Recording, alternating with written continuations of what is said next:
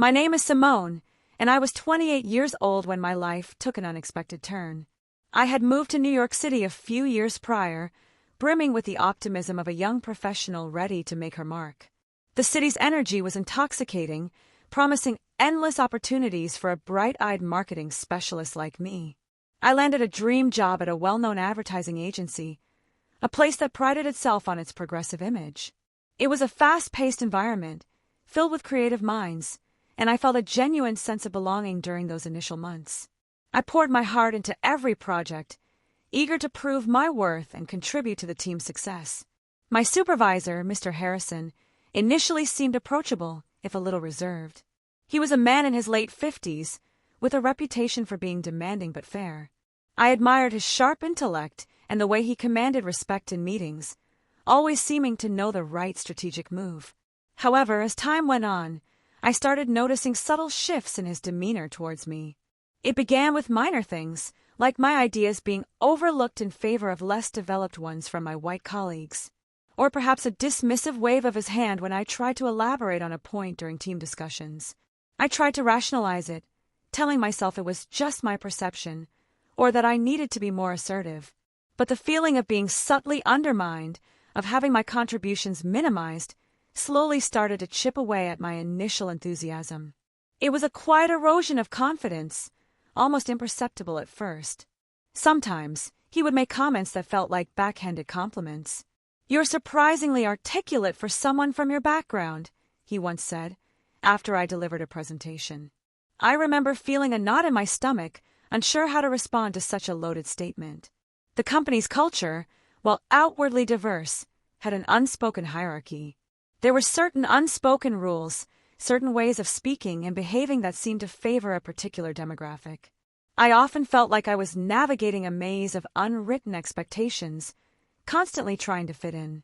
I started to notice that I was often assigned tasks that were less visible or more administrative, despite my proven strategic abilities.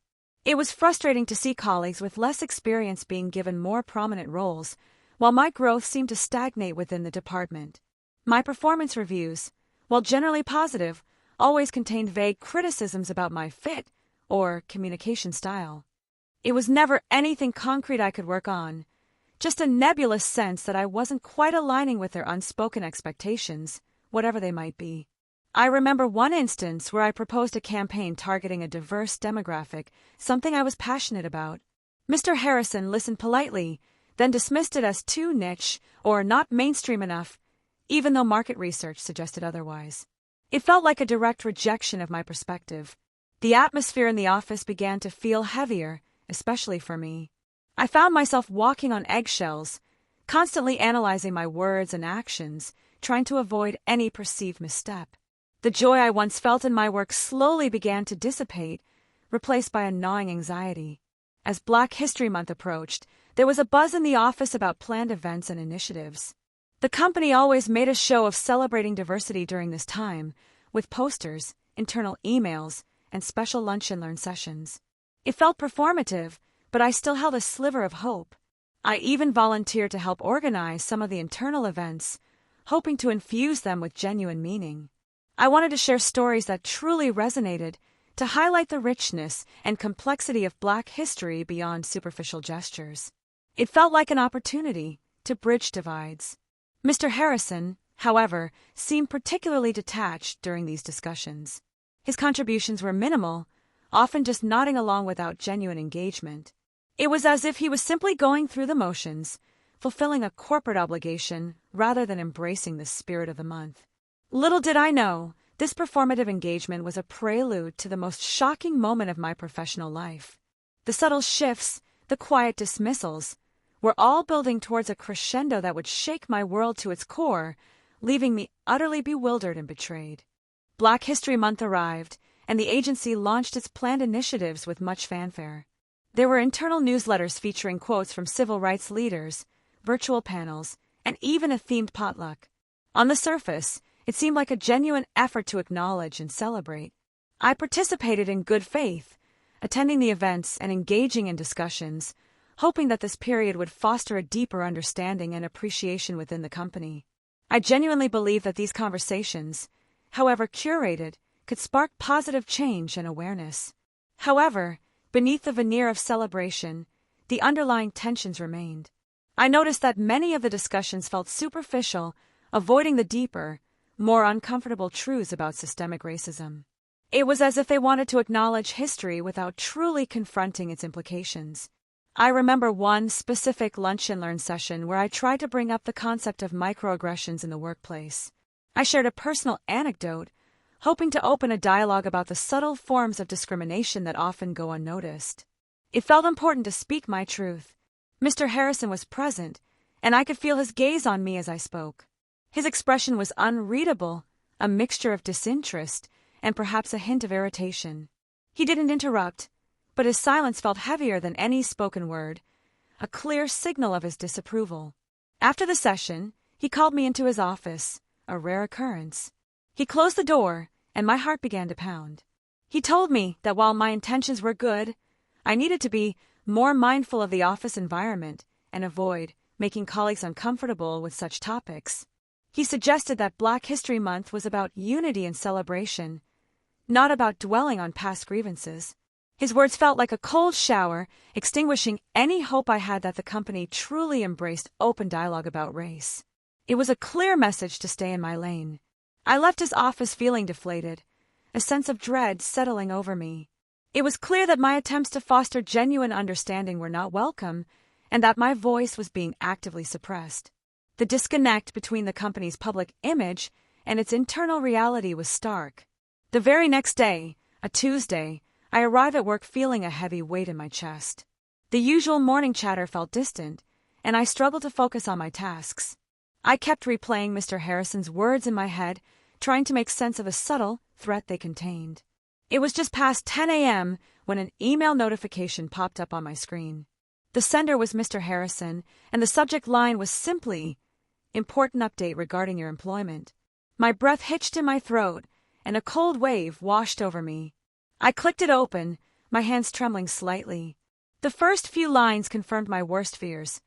"Dear Simone, this email is to formally inform you that your employment with agency name is being terminated, effective immediately. This decision is based on a review of your performance and alignment with company culture." The words blurred before my eyes. Performance and alignment with company culture. It was vague, generic, and utterly devoid of any specific reasons. There was no preceding conversation, no warning, just this cold, impersonal email delivering a devastating blow. The timing felt like a cruel joke. Fired by email during Black History Month for not aligning with company culture after I had just tried to speak about racial dynamics. The irony was suffocating, and the injustice of it all hit me with a physical force. I sat there, staring at the screen, unable to move. The vibrant, diverse metropolis outside my window suddenly felt cold and indifferent. My dream job, my sense of security, everything I had worked for, was snatched away in a single, unfeeling digital message. The silence in the office seemed to amplify the ringing in my ears. I felt exposed, vulnerable, and utterly alone in that moment, grappling with a betrayal that went far beyond mere job loss. It was a dismissal of my worth, my voice, and my very identity.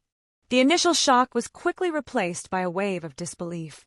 I reread the email several times, hoping to find some hidden meaning, some mistake, anything that would explain away the stark reality of the words. But it remained the same, cold and final. My mind raced, trying to grasp the why. What performance issues? What cultural misalignment? I had always met my deadlines, contributed to projects, and received generally positive feedback. There was nothing concrete that could justify such an abrupt and unceremonious dismissal. I felt a profound sense of injustice, a burning anger deep within me. It wasn't just about losing a job, it was about the manner of the dismissal, the timing, and the thinly veiled reasons that felt like a direct consequence of my attempts to speak up about race. The HR representative, a woman I had only ever seen in passing, called me shortly after the email. Her voice was flat, rehearsed. She reiterated the email's content, offered no further explanation, and instructed me on the process for returning my company laptop and badge. There was no empathy, no genuine concern, just a robotic recitation of corporate policy. It felt dehumanizing, as if I were just another number being processed out of the system.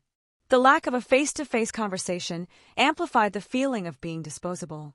I walked out of that office building feeling like a ghost, invisible to the bustling crowds of New York City. The vibrant streets, usually a source of inspiration, now seemed to mock my sudden unemployment. I clutched my bag, trying to hold myself together. The first few days were a blur of confusion and despair. I stayed mostly in my apartment, replaying every interaction, every subtle slight, trying to piece together the narrative that led to this moment. The isolation was profound, a heavy blanket smothering my spirit. Shame also crept in, an insidious feeling that whispered I must have done something wrong, that I was somehow to blame. Despite knowing the injustice, the societal pressure to maintain a perfect professional image made me question myself constantly. I hesitated to tell my family or friends, fearing their judgment or pity. How do you explain being fired by email during Black History Month for reasons that felt so deeply rooted in racial bias, without sounding like you're making excuses? The words felt inadequate. The news of my termination spread quickly through the agency's grapevine. Some colleagues sent hesitant messages of sympathy, but most remained silent, perhaps fearing for their own jobs. The silence from those I thought were friends stung the most. I felt a profound sense of betrayal, not just from Mr. Harrison, but from the entire system that allowed such an act to occur without accountability. It was a stark reminder of how easily one's professional life could be dismantled by unchecked power and prejudice. The injustice of it all festered, a constant ache in my chest. To be dismissed during a month dedicated to celebrating Black contributions felt like a deliberate erasure, a message that my voice and my identity were not welcome, especially when they challenged the status quo. I spent hours staring at the ceiling, the vibrant city lights outside my window doing little to penetrate the darkness within me. The dreams I had brought to New York, the ambition that fueled me, seemed to crumble under the weight of this harsh reality. But amidst the despair, a tiny spark of defiance began to flicker. This wasn't just about me, it was about a larger pattern, a systemic issue. The injustice was too blatant, too personal, to simply accept and move on. I knew I couldn't let this stand. The initial isolation, while painful, also gave me space to reflect, to gather my thoughts, and to realize that my story, however painful, needed to be told. This was not just a personal setback, it was a battle for dignity and recognition. After days of wallowing in isolation, a small voice inside me urged me to reach out. The silence was becoming unbearable, and the weight of the injustice was too heavy to carry alone. I knew I needed to talk to someone, anyone, who would truly listen. My first call was to my best friend, Maya, who lived in Brooklyn. She answered on the second ring, her cheerful voice a stark contrast to my somber mood. I took a deep breath and, through a shaky voice, recounted the entire ordeal, from the subtle slights to the final email. Maya listened patiently, without interruption, her silence a comforting presence on the other end of the line. When I finished, she didn't offer platitudes or try to fix it immediately. Instead, she simply said, "Simone, I am so incredibly sorry. This is not okay, and it's not your fault." Her words were a lifeline, a validation that I desperately needed. Hearing someone else acknowledge the injustice, without judgment or blame, felt like a heavy burden lifting from my shoulders. It was the first step out of the dark pit of self-doubt. Next, I reached out to my aunt, a strong, no-nonsense woman who had always been a pillar of strength in our family. She had faced her own share of discrimination throughout her career, and I knew she would understand the nuances of my situation. She advised me to document everything, every email, every interaction, every detail I could remember. "This isn't just about you, honey," she told me firmly. "This is about standing up for what's right, for yourself and for everyone else who might face this." Her practical advice, combined with Maya's emotional support, gave me a renewed sense of purpose. I started to meticulously record every incident, every date, every word that Mr. Harrison had uttered. The act of documenting felt empowering, a way to reclaim my narrative. I also tentatively reached out to a former colleague, David, who had left the agency a few months prior. He was a quiet observer, but I knew he had witnessed some of the subtle biases within the company. I explained what happened, bracing myself for his reaction. To my surprise, David was not only sympathetic, but also confirmed some of my suspicions. He shared his own observations about Mr. Harrison's preferential treatment of certain employees and his dismissive attitude towards others, particularly those from diverse backgrounds. "I always felt something was off, Simone," he admitted. "You were always so talented, but it seemed like your light was being dimmed there. I'm so sorry this happened, but I'm not entirely surprised." His words were a painful confirmation, but also a crucial piece of validation. David even suggested I speak with a lawyer specializing in employment discrimination. He knew of a community legal aid organization that offered free initial consultations for cases like mine. It was a concrete step, a path forward that I hadn't considered in my despair. That evening, I searched for the organization online and found their contact information. The idea of taking legal action felt daunting, but the thought of letting this injustice go unchallenged felt even worse. A flicker of hope began to ignite within me. The next day, I called the legal aid organization and scheduled an appointment. The receptionist was kind and understanding, which immediately put me at ease. It felt like I was finally taking control, moving from victim to advocate. These early acts of support, however small, were monumental. They chipped away at the isolation and shame, replacing them with a growing sense of solidarity and determination. I realized I wasn't alone in this fight. There were people who believed me and were willing to stand by me. The journey ahead was still uncertain, but the warmth of human connection had begun to thaw the icy grip of betrayal. I was ready to face whatever came next, knowing that I had a nascent network of support to lean on. Word of my dismissal, particularly the circumstances surrounding it, began to spread beyond my immediate circle. Maya, without my explicit instruction, had shared my story with a few close friends, and the ripple effect started from there. One of Maya's friends was involved in a local community advocacy group focused on racial justice in the workplace. She reached out to me, expressing outrage and offering the group's full support. Their immediate and unwavering solidarity was incredibly moving. They connected me with a seasoned attorney, Ms. Evelyn Reed, who specialized in employment discrimination cases. Ms. Reed was a formidable woman, sharp and compassionate, and she listened intently as I recounted my experience, nodding occasionally.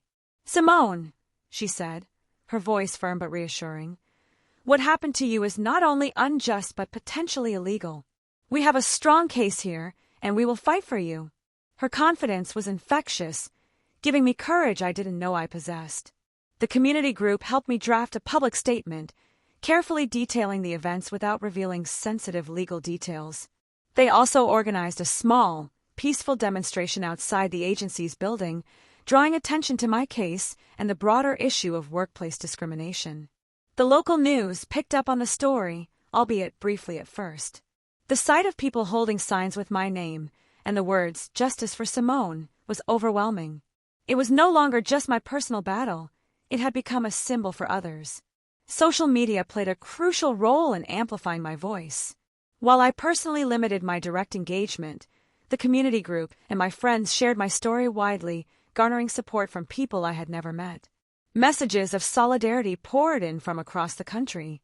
This outpouring of support was a stark contrast to the isolation I had felt initially. It showed me the immense power of collective action and how a single story could resonate with so many who had experienced similar injustices. I felt less alone than ever before. Ms. Reed began the formal legal process, sending a demand letter to the agency and initiating discovery. The agency's initial response was dismissive, attempting to portray my termination as a legitimate business decision based on performance. They tried to discredit me, digging into my past performance reviews and highlighting any minor criticism. It was a tactic designed to wear me down, to make me doubt myself, but I was prepared for it, fortified by the support surrounding me. Ms. Reed meticulously gathered evidence, including my own detailed notes, David's testimony, and even internal communications from the agency that hinted at a pattern of bias. She was relentless in her pursuit of the truth, leaving no stone unturned. The legal battle was emotionally draining, but every time I felt overwhelmed, I thought of the faces at the demonstration, the messages of support, and the unwavering belief of Ms. Reed and the community group. Their faith in me was my anchor. I realized that this fight was bigger than just compensation or reinstatement. It was about accountability, about sending a clear message that discrimination would not be tolerated, and about paving the way for a more equitable workplace for others. The community's embrace transformed my pain into purpose. Their collective voice became my strength, reminding me that even in the face of powerful institutions, there is immense power in unity and a shared commitment to justice. The legal proceedings quickly became a grueling marathon. The agency, backed by a large legal team, employed every tactic to delay, obfuscate, and wear us down. Each deposition, each motion, felt like an uphill battle designed to exhaust our resources and my resolve. Their lawyers were aggressive, attempting to poke holes in my testimony and paint me as a disgruntled former employee. They questioned my motives, my character, and even my professional competence, trying to shift the blame entirely onto me. There were days when the emotional toll felt unbearable. Reliving the painful events, facing the dismissive attitudes of the agency's representatives, and enduring the thinly veiled accusations was profoundly draining. I often felt like I was constantly on trial. I remember one particularly difficult deposition where Mr. Harrison himself was present. He maintained a facade of polite indifference, denying any racial bias and sticking to the narrative of performance issues. His calm demeanor in the face of his actions was infuriating. Despite the emotional strain, I held firm, my voice steady, my answers consistent. I had meticulously prepared with Ms. Reed, reviewing every detail, anticipating every question. My commitment to the truth was my shield against their attacks. The financial strain was also a concern, even with Ms. Reed working on a contingency basis. The legal process required time and resources, and my savings were dwindling. The uncertainty of my future weighed heavily on my mind during those long nights. But every time doubt crept in, the unwavering support of my community pulled me back. Maya would bring me homemade meals, my aunt would call just to listen, and the advocacy group organized fundraisers to help cover incidental costs. They created a network of solidarity that reminded me I was not fighting alone. People I had never met before sent encouraging notes, sharing their own stories of resilience, which fueled my determination to see this through to the end. Ms. Reed was a constant source of strength and strategic brilliance. She anticipated the agency's moves, countered their arguments with precision, and reminded me that every challenge was a step closer to exposing the truth. Her belief in our case never wavered. We uncovered more evidence of discriminatory patterns within the agency, not just against me, but against other employees of color. These findings strengthened our case, transforming it from a personal grievance into a broader indictment of systemic issues. The agency's attempts to silence me only made me more resolute. I realized that my voice, once dismissed, now carried the weight of a community standing behind it. This was no longer just about my job, it was about justice for all. The fight was far from easy, filled with moments of frustration, anger, and exhaustion. But with each hurdle we overcame, I felt a renewed sense of purpose, a deeper understanding of my own strength and resilience. I learned that true power lies not in the ability to oppress, but in the courage to resist and the solidarity to uplift. The challenges forged me, sharpening my resolve and clarifying my vision for a more just world. This period of intense struggle became a crucible, burning away my fears and insecurities, leaving behind a core of unwavering determination. I was no longer just Simone, the marketing specialist. I was Simone, the advocate, the survivor, the fighter. After months of intense legal sparring, a significant turning point emerged. Ms. Reed presented irrefutable evidence of a pattern of discriminatory practices within the agency, including internal emails that exposed Mr. Harrison's biased remarks about diversity initiatives. The evidence was compelling, painting a clear picture of systemic issues that went beyond my individual case. It became increasingly difficult for the agency to maintain their narrative of a simple performance-based termination. Their defense began to crumble under the weight of the truth. Facing the mounting evidence and the growing public scrutiny fueled by the community's advocacy, the agency's legal team approached us with a serious settlement offer. It was a substantial sum, far more than I had initially anticipated, and it included a non-disclosure agreement. Ms. Reed and I discussed the offer at length. While a trial would have been emotionally grueling and uncertain, the settlement provided a clear path to closure and financial stability. It also served as an acknowledgement of wrongdoing, even if unspoken. The non-disclosure clause was a point of contention for me. I wanted to share my story freely to help others. However, Ms. Reed explained that the settlement amount was directly tied to this clause and that I could still advocate through other means without revealing specific financial details. After much deliberation, I decided to accept the settlement. It wasn't just about the money. It was about moving forward, reclaiming my peace, and using this experience as a springboard for a new chapter. The fight had served its purpose, exposing the truth and securing a measure of justice. With the legal battle behind me, a profound sense of relief washed over me. The weight I had carried for months began to lift, replaced by a feeling of liberation. I was finally free to channel my energy into something positive and constructive. During the legal process, I had spent countless hours reflecting on my passion for authentic communication and community building. I realized that my true calling lay in helping businesses connect with diverse audiences in a meaningful and inclusive way. Inspired by the support I had received, I decided to launch my own digital marketing consultancy, specializing in diversity and inclusion strategies. I wanted to help companies avoid the very mistakes that had led to my own painful experience. I used a portion of my settlement to invest in my new venture, securing a small office space in a vibrant, diverse neighborhood in Brooklyn. It felt like a fresh start, a space where my values could truly guide my work. My first clients came from the community network that had supported me, small businesses and nonprofits, eager to build more inclusive brands, trusted my vision and my lived experience. It was incredibly fulfilling to work with people who genuinely shared my values. The transition was challenging, but the sense of purpose fueled me. Every successful campaign, every positive client feedback was a testament to my resilience and the power of turning adversity into opportunity. I was building something truly my own. This new beginning was more than just a career change. It was a personal renaissance. I was no longer defined by the injustice I had faced, but by the strength I had found in overcoming it and the positive impact I could now create. The experience had taught me invaluable lessons about self-worth, the importance of community, and the enduring power of standing up for what is right. My new path was not just a job, it was a mission, born from pain but blossoming into purpose. The settlement brought a sense of closure, but the true victory wasn't just in the financial compensation.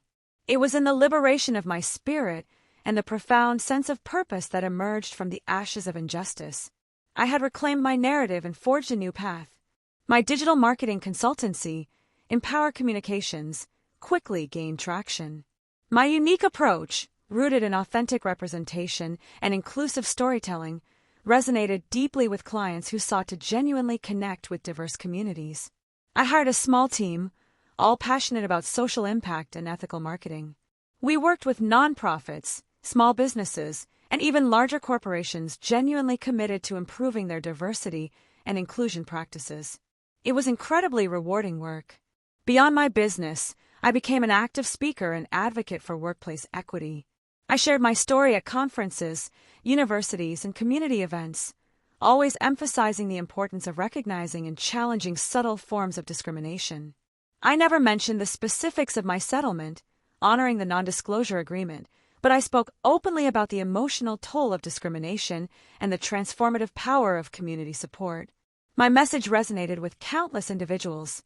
I also partnered with a community advocacy group that had supported me, helping them develop educational programs for employees and employers on identifying and combating microaggressions and systemic bias.